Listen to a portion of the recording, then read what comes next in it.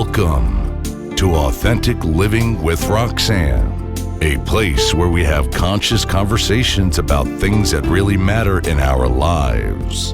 And now here's your host, Roxanne Derhodge.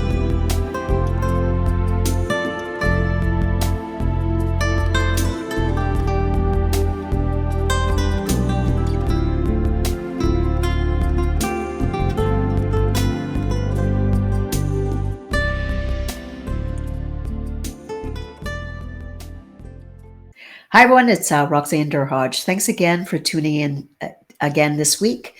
Today, I have a special, I would say, friend, Jennifer Spear, with us today. Hi, Jen. How are you? Hi, Roxanne. Happy to be here with you.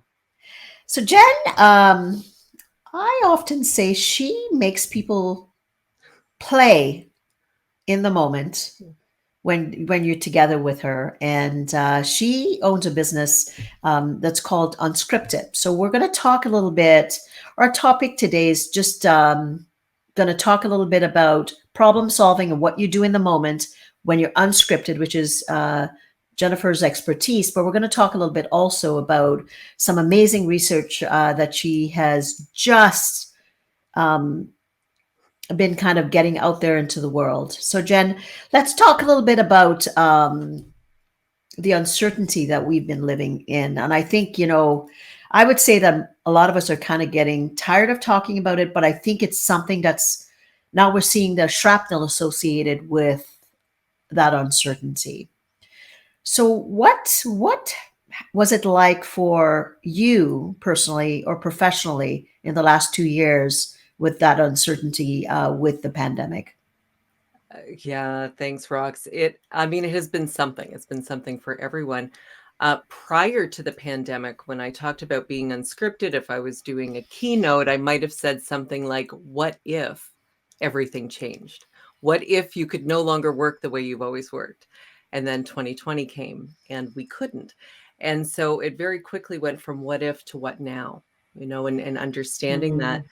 And recognizing that, anytime we face any kind of change or anything new, there's uncertainty. And for most people, that uncertainty can be uncomfortable, right? And that's what can get us to stop or to resist change.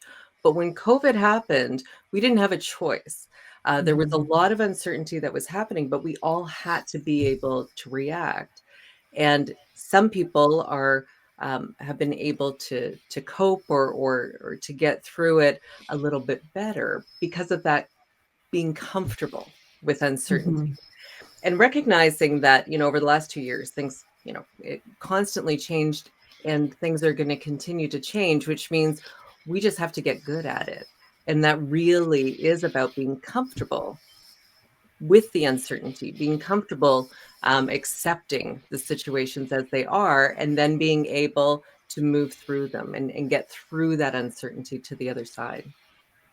And that's such a good point, right? Because I think if we were to back up and look at change is a constant that we've always known, but we never want to accept that things are consistently changing. Human beings, even when you see children play, right? If you give kids a bucket full of different shapes, what the first thing they do is they try to kind of collate and put, the circles together, the squares together, all that stuff. So as human beings, we're constantly trying to make sense of things if they don't fit a category. And the pandemic, I think, truly showed us for the first time, glaringly obvious, that we really have what little control we really do have. And like to your point, some of us thrive potentially, not that we're looking for change, but we're able to kind of keep up with change, and other people get completely shut down. And, that's why I find it fascinating when we look at what's happened to some people that have thrived and pushed through the pandemic, and other people, if they were struggling with certain things, those struggles kind of became exponential by 10, where they kind of got more frozen. So if you think of your work in the kind of the concept of, I was privileged to spend, it was about almost 2 months ago now, we went away on a retreat together, and we did some improv games together, which was fascinating.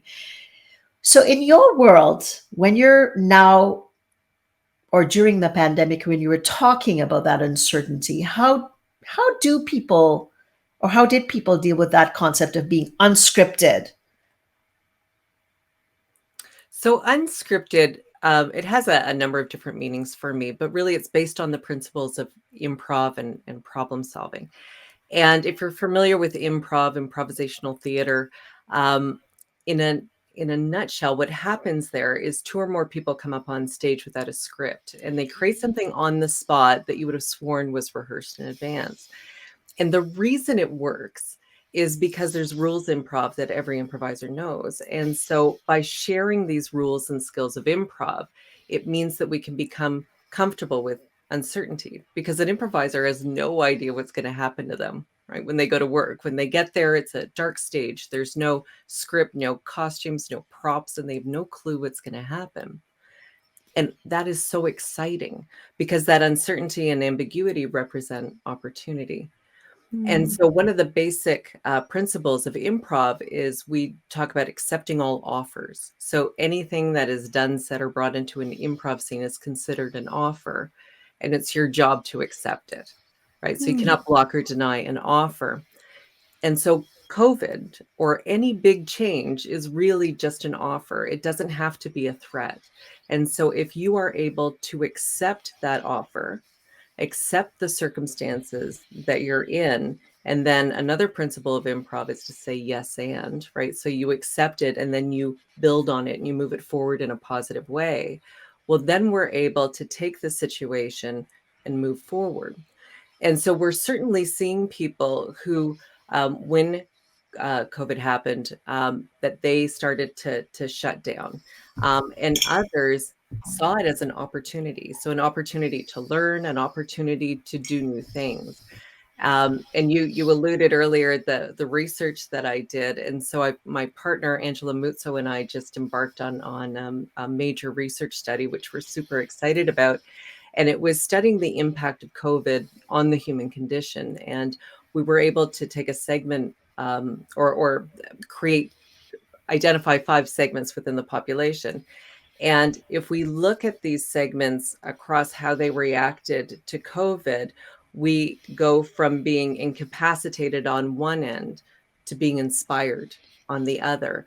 And there Hmm. is a group of people that were inspired by COVID. And by no means am I saying, that it was a good thing. There were horrible things that happened and during COVID. So I'm not making light of it, but to recognize that it was an opportunity, and these people took opportunities in their personal lives by connecting more with family or connecting with neighbors, creating new relationships, or in their businesses, seeing an opportunity to do things differently. And whether it's what you do, how you do it, or who you do it with, but seeing those opportunities.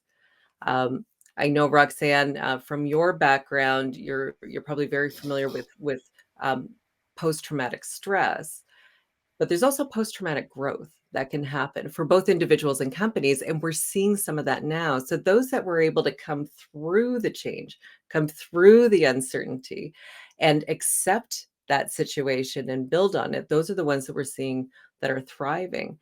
And I think it's really important to understand those folks so that we can help everybody else along. Um, we know from the research that 60% of the population are not doing so well. They're either struggling or they're suffering, but there are 40% that are thriving.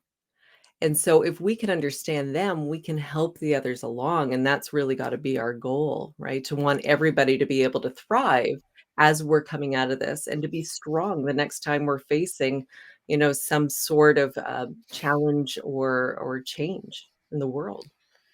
It's interesting that you say that, right? Because, of course, in my world and in my early career, when I dealt with trauma, so of course, like when I worked with the police, what would happen is we would respond to a crime. Something has happened. And I saw every iteration of that 60-40%, Mhm. where someone's life has just automatically changed within seconds. And we would go in as a trauma team.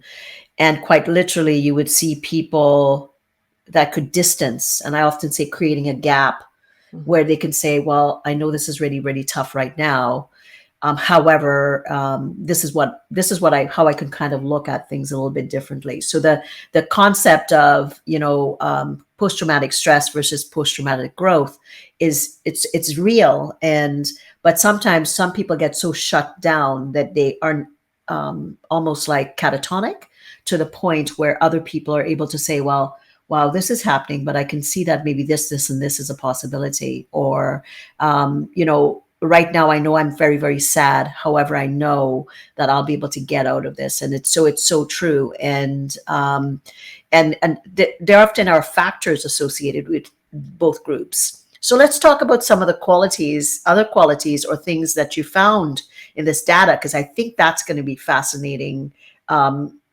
With what we need to know, like you said, if 40%, if this 40% bucket is thriving, wow, don't we need to know a lot more about these people so that we could dissect it, understand their cognitions, their emotions, what kind of things they've done to take care of themselves.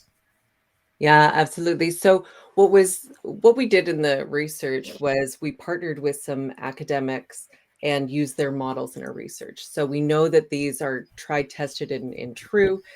So we looked at values, overall well-being and flourishing. We looked at resilience, curiosity, and then we were able to bring those models in together. So not just being able to see, overall life satisfaction on one model, but being able to combine that with overall well-being. And so it was fascinating. And then taking all of that and being able to see, well, how are we reacting within COVID? And so there are 40% of the population that are thriving. We also have 40% of the population that you would consider high resilience, high copers is what the BRCS model would define them as. So being able to cope with uncertainty.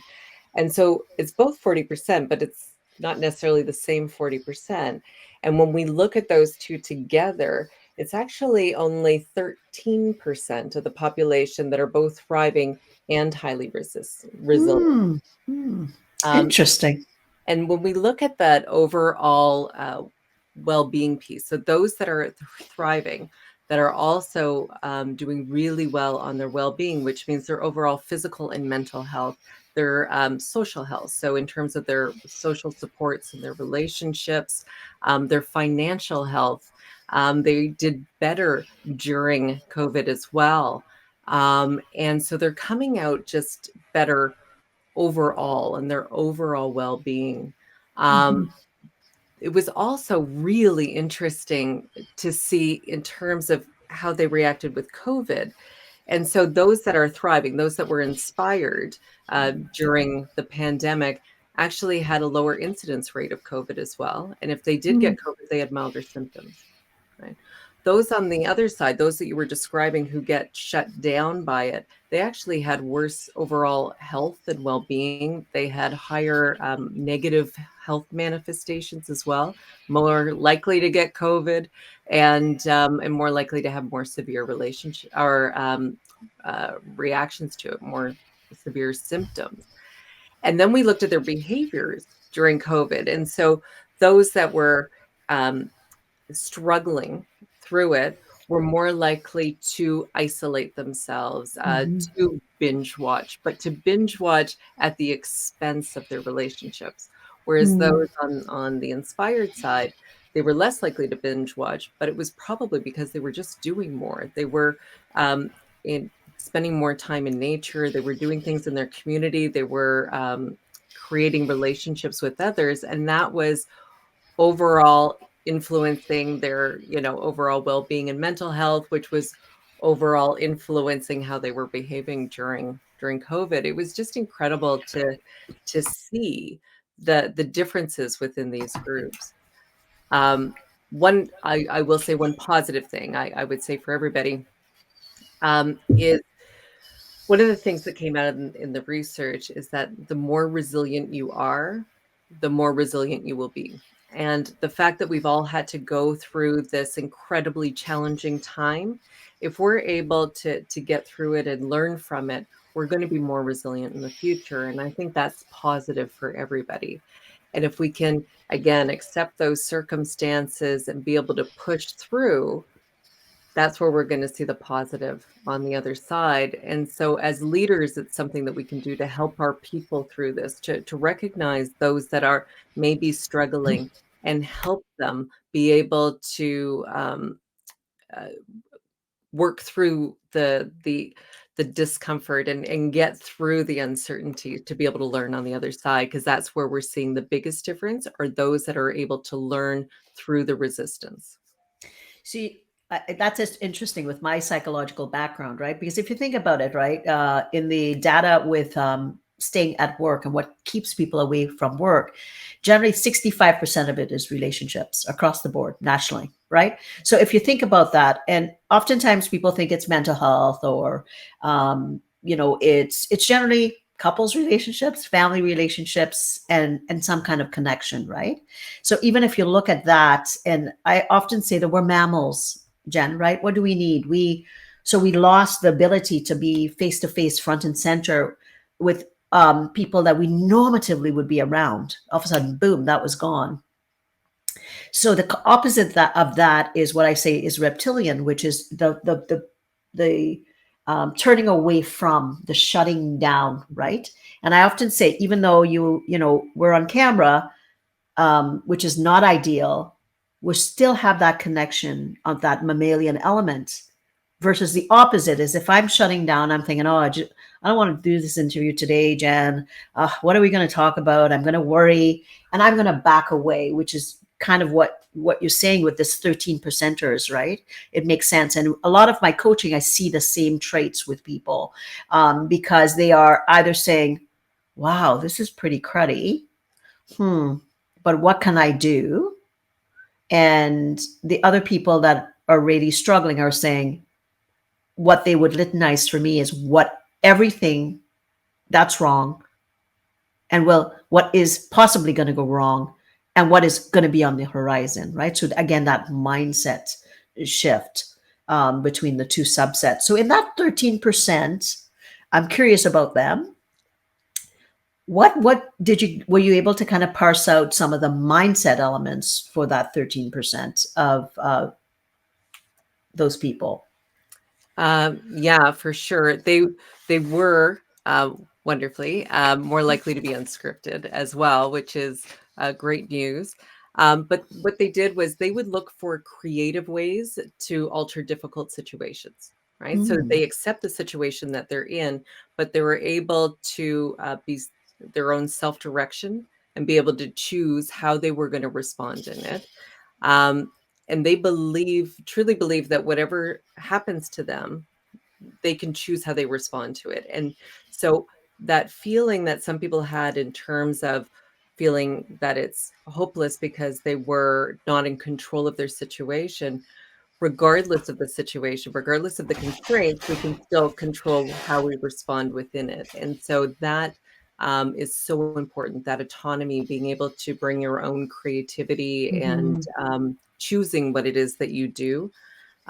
They certainly believe that they can grow in positive ways, and they actively would look to replace the losses that they experienced.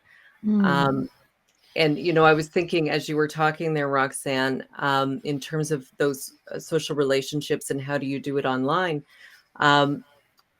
I mean, you be creative in it. And so you and I are part of a group that I think is a fabulous example of this.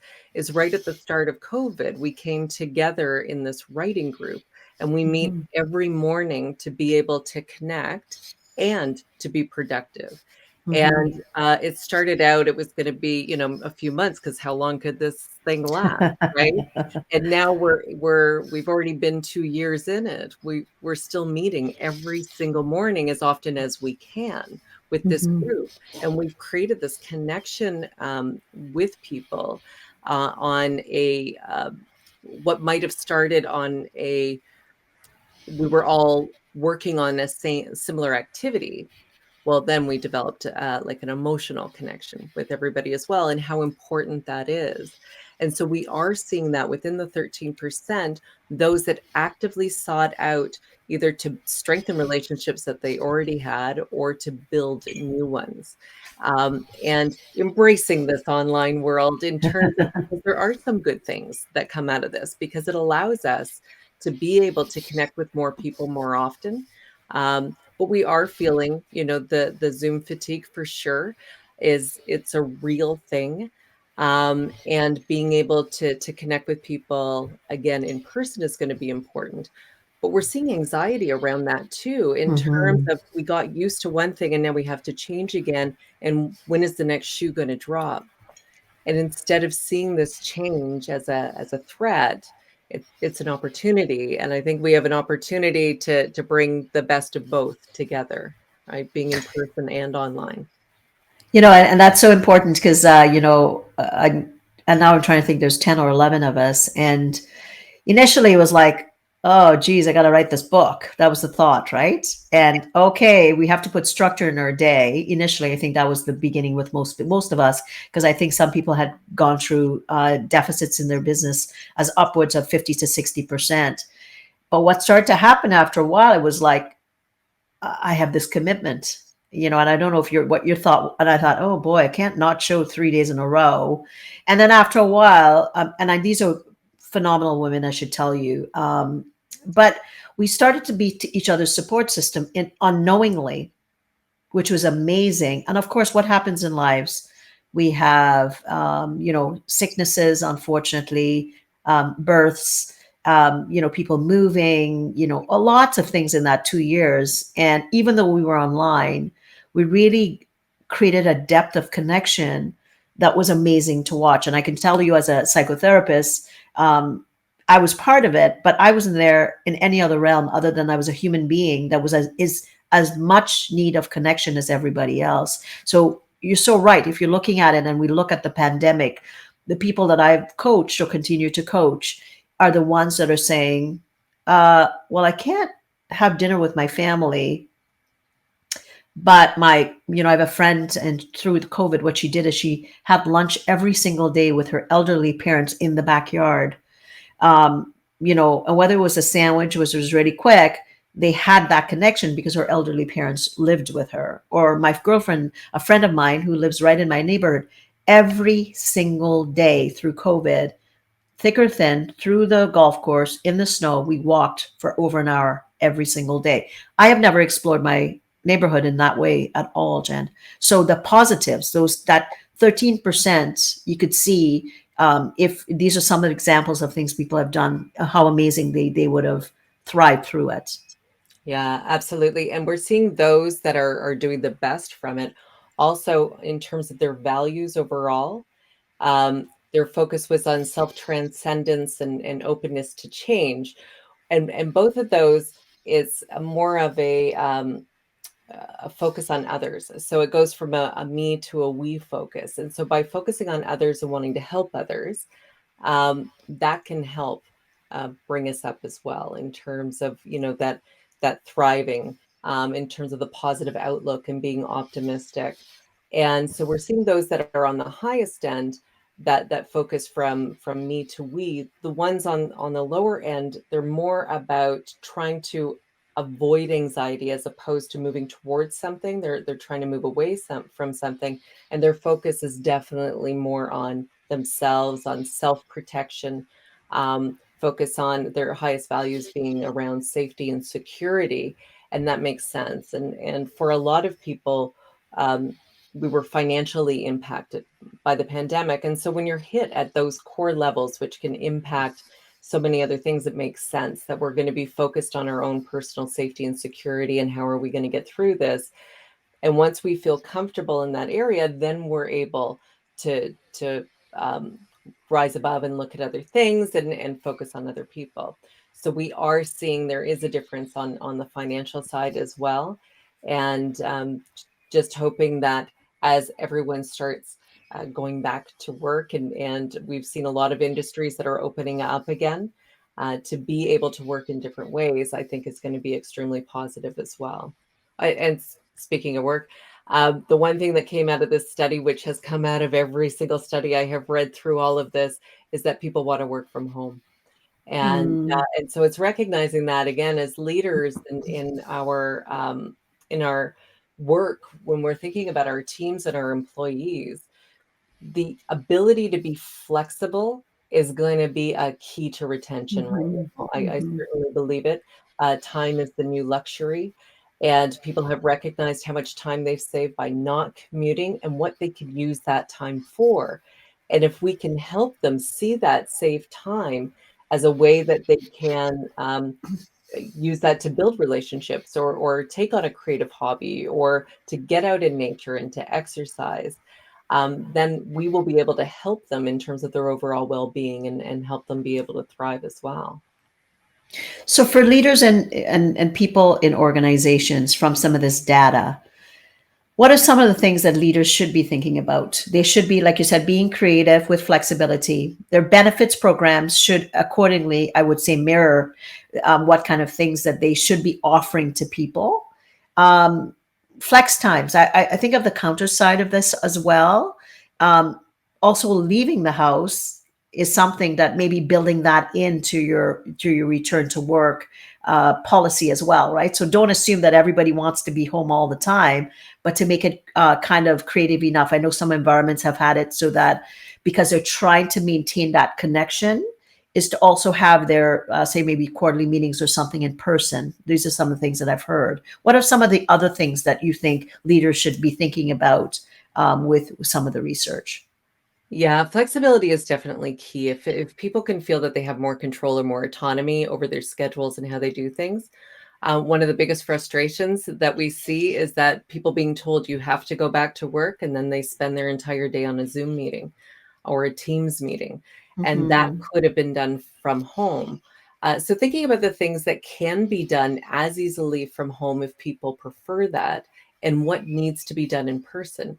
And we know, that connection piece in terms of being with people, you can't replicate it online. You truly need to be in person, but there's a lot of tasks that we can do as well, if not even better, online or at home when we're able to focus and concentrate. Now, there were times during this pandemic when the entire family was at home, and so that would have been challenging as well. And so you would have to be able to negotiate that. But I think if leaders are able to,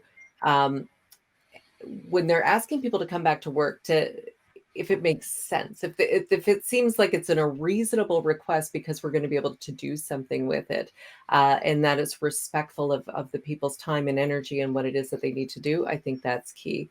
The other big one we're really seeing is everywhere.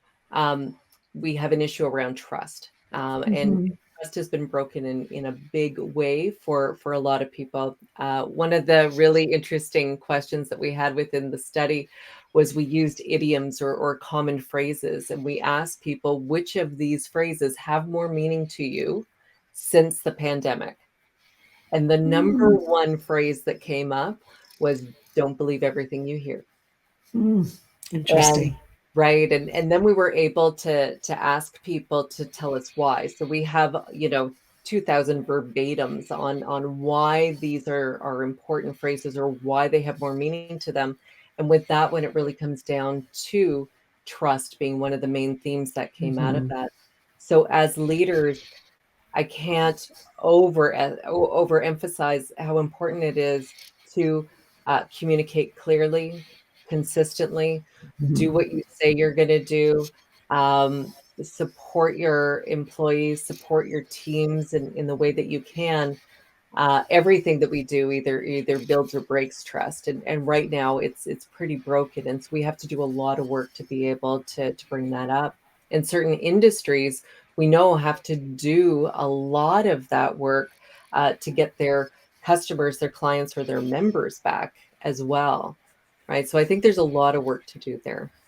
For sure. And if you think about it, in my new book, ROR, Return on Relationships, I talk a lot about trust. And from a psychological lens, psychological safety is about consistency, small steps. So gone are the days where we can kind of look at the mission, the vision, the strategic plan. it's like kind of like, okay, what is the living plan so that you can reestablish trust if you've broken it? Because a lot of companies didn't do it well. They went virtual. Managers that were managing not so well kind of did worse. Well, now they had, people kind of east to west coast. So there is I think it's looking at things objectively. To your point, where are we at? Don't start all of a sudden start to do, picnics and get-togethers if you haven't addressed the issues that kind of were left behind prior to the pandemic. Figure out the steps, take a pulse, figure out how you're going to gather that data, and then figure out what are some simple little things that you can start to do to let people know we may have screwed up a little bit back there, and we're human too, and we were scared as well. However, this is what we learned, and help us understand how we're going to take those next steps. I think that becomes very, very important, because without that transparency, the capacity to start to develop trust again is kind of, it's lost. Absolutely. And you nailed it, Roxanne, in terms of that transparency and also that vulnerability to say, we might have gotten it wrong. We did make some mistakes. Mhm. This was new for all of us. I mean, none of us have worked through a global pandemic before. It Right. is pretty amazing. And so we have to, go easy on ourselves as well, but recognizing that we have an opportunity to make it better, to improve, to grow, and to be able to help our employees do this. And recognizing what a big piece work is in the rest of our lives, and especially if people are working from home. I mean, now work is in our homes. Mhm. And the more we can be positive and help them on the work side, that's going to move over to their home life and in terms of helping their overall well-being and life satisfaction. And so the more we can do this and support our people, the stronger we're all going to be moving through this and ready, for the next change, and seeing it as an opportunity and more than a threat. Well, I'm excited about your research, and I'm sure there's leaders out there thinking, all right, how do we talk to this lady? And about, it's called the Chaos Lab, is her new business that has the research. And so where can people reach out to you, learn more about it? And just, I'm sure I'm thinking about, companies that could potentially look at that from some of our conversations. So tell people a little bit about Chaos Lab and kind of what are you going to do with all this amazing stuff, and where they might be able to reach you to be able to consult about some of this.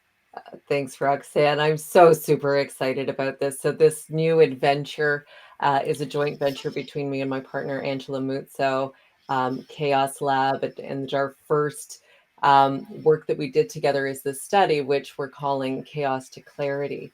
And so it's really fresh. I mean, we launched this study on the second anniversary of when the World Health Organization declared it a pandemic. And so that was significant in terms of being 2 years into this and really understanding the impact on people's values and behavior, and how is that going to impact us at work. So we're excited to be sharing the results. And this today was a little bit of a sneak preview. We're having our first reveal of some of the information on June 23rd. And we'll have information about that on our website, which is still fresh. I mean, the ink is dripping off the screen a little bit, but it's chaoslab.org. But you can always reach out to me as well. And it's jspear@workunscripted.com. We're going to be posting information on the website, but also on LinkedIn and the other social networks. So I'm super excited about being able to share it with you, Roxanne, and really looking forward to working with leaders and teams and organizations to be able to bring this information to life, and what can we do with it to help everybody learn and grow and be able to face uncertainty with courage and confidence. Absolutely. And post-traumatic growth, right? So with my, what I talk about with leaders, I tell them the more they're connected to themselves and really getting a sense of how to maneuver through change in this case, then they're able to impact others around them. So which is, I think this, 13% on the data can help us, because the more we learn about these individuals, then in turn we can, set up trainings or potential ways to people that maybe would like to acquire these skills or accentuate these skills can learn these things and be able to implement them in their peer groups or their different teams, all those things. So I think this is a fascinating research. And again, thanks so much for letting us get a little bit inside information about it before the June 23rd. So for anybody wanting more, again, all this information will be in the show notes, and you can reach out to Jen at any point. So for anyone listening that really wants to learn about authentic leadership, like, how am I doing with all this stuff?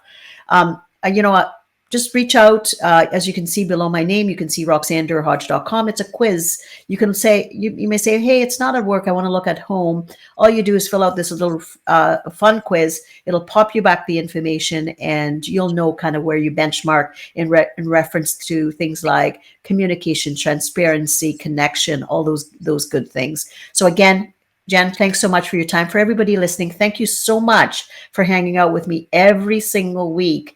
I've been enjoying the lives, and let's say I'm getting a little bit better at the lives, and I've been really, really enjoying the moment where I can speak to you live. So take care, everyone, and we'll check in with you again next week at 11 at Thursday. Take care. Bye-bye. Thanks for tuning in to Authentic Living with Roxanne, creating the space for positive, healthy change. Roxanne is a keynote speaker, psychotherapist, and coach. To work with Roxanne, visit roxannedurhodge.com/blueprint. We'll see you next time on Authentic Living with Roxanne.